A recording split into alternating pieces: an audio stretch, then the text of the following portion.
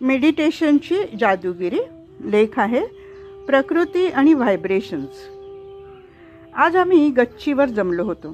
छानशी हवा वाहत होती. बाजूला चमेलीचा सुगंध दरवळत होता. प्रसन्न वातावरणात सगळेच खुश होते. आज समृद्धीही आली होती. वयवर्ष 18. गाणारा गळा. गोड गळा आहे तिचा. तीही गाणं गुणगुणत होती. काकू म्हणाल्या, आजची सुरुवात समृद्धीच्या गाण्यानेच करूयात. आणि समृद्धीने गायला सुरुवात केली. श्रावणात घननिळा बरसला. गोड गाणं ऐकून कान तृप्त झाले. मी समृद्धीला शाबासकी दिली. छानसा पुष्पगुच्छ देऊन तिचा सन्मान केला. टाळ्यांचा कडकडाट झाला. एक प्रश्न विचारू? 20 वर्षाच्या शारदाने प्रश्न विचारला. विचार ना ताई, काकू म्हणाल्या. शारदा म्हणाली, पाऊस पडतो, ऊन पडतं, ऋतुमानाप्रमाणे बदल होत जातात. परंतु कधीकधी ओला, सुका दुष्काळही पडतो. त्यावर मात करण्यासाठी अनेक गोष्टी आहेत ज्या की आपण नेहमीच वाचत, ऐकत, अभ्यासत आलो आहोत. परंतु आज माझा प्रश्न काही वेगळाच आहे. आपण काल एनर्जीवर बोलत होतो. या एनर्जीचा काही प्रभाव वातावरणावर होतो का? मी म्हणाले, हो. प्रश्न खूपच गहन पण छान आहे. मनातील विचार, भावभावना, एनर्जी, प्राण ऊर्जा निर्माण करत असतात. त्याच्यामध्ये क्रिएटिव्ह एनर्जी असते. विज्ञान सांगतं की या ऊर्जेचा परिणाम शरीरावर, मनावर, वातावरणावर, वनस्पतींवर, आजूबाजूंच्या सर्व सजीव निर्जीव बाबींवर होत असतो. सकारात्मक विचार शरीराला निरोगी ठेवतात व वातावरणात चांगले बदल घडवून आणतात. परवाचंच उदाहरण पहा ना. किशोरदाच्या गच्चीवर कुंडीमध्ये फुलं कशी फुलली याबाबत किशोरदा तुम्हीच सांगा ना. किशोरदा म्हणाले, हो. त्याचं असं झालं की गेल्या 2 दिवस आमच्या अंगणातली गुलाबाची कुंडी चुकून गॅरेजमध्ये राहून गेली. त्यामुळे पानंही कोमेजली, रोपही वाळून गेल्यासारखं झालं होतं.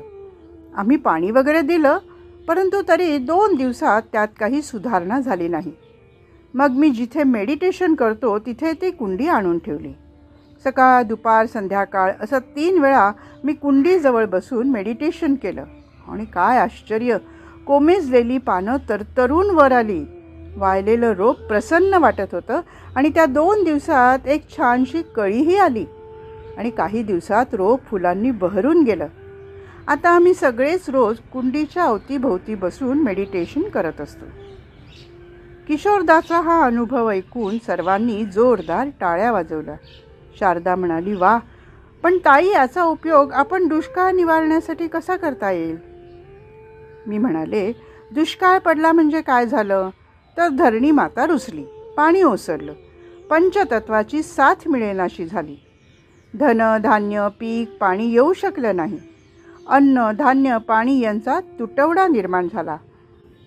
तहान भुकेनी मनुष्य व इतर प्राणी मात्र त्रस्त झाले. साधारण अशा प्रकारचं वातावरण दुष्काळामध्ये असतं.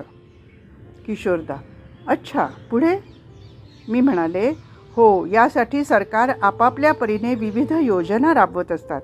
त्या राबवायलाच हव्यात. आपणही त्यात आपला सहभाग द्यायला पाहिजे. परंतु प्रकृतीच्या 5 तत्वांना आपण राजयोगा मेडिटेशन करून सकारात्मक दिव्य व्हायब्रेशन्स द्यायला हवेत. आणि हो, अशा वेळेस आपण निसर्गाला नावं ठेवतो, कोसतो, या बाबी ताबडतोब बंद करायला हव्यात. कारण त्यातून नकारात्मक व्हायब्रेशन्स प्रकृतीकडे प्रवाहित होत असतात.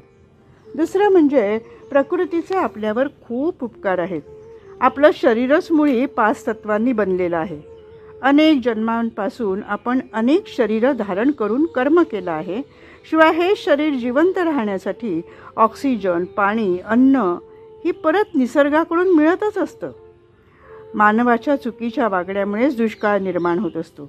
दुष्काळ हा मानवनिर्मित आहे.